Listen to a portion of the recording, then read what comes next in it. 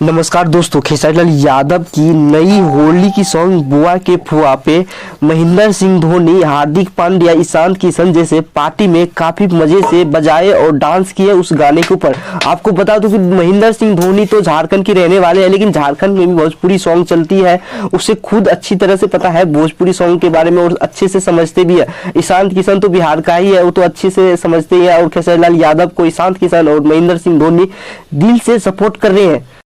दोस्तों, इस वीडियो की हाईलाइट जरूर दिखाऊंगा। इससे पहले अगर आप भी महेंद्र सिंह धोनी और हार्दिक पांड्या, ईशान किशन या खेसारी लाल यादव को सुपर हीरो दिल से मानते होंगे तो इस वीडियो को लाइक एंड सब्सक्राइब जरूर कर लेना। दोस्तों, ज्यादा समय न लेते हुए वीडियो को ले चलते हैं आगे। दोस्तों, दिल्ली के एक बर्थडे पार्टी में सारे क्रिकेटर आए हुए थे।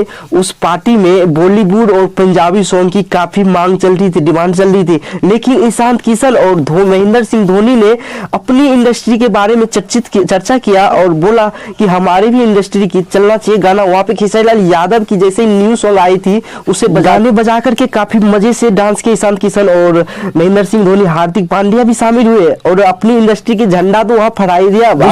महेंद्र सिंह धोनी और हार्दिक पांड्या, ईशान किशन की वीडियो कैसी लगी आपको कमेंट में अपनी राय जरूर बताना, साथ ही लाइक एंड सब्सक्राइब जरूर कर लेना।